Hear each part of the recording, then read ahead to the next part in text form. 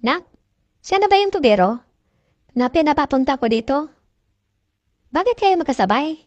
Ma, si Susi mo po. Dinala ko siya dito para makilala mo. Ano?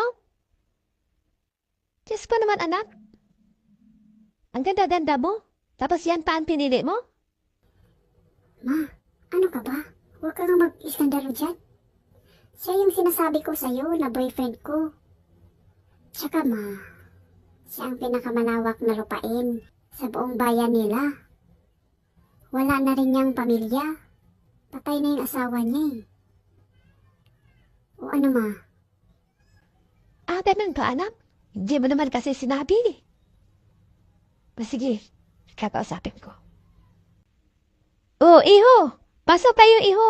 Naku, pasensya ka na sa akin kanina ha. Mainit kasi ang ulo ko. Paano ba naman?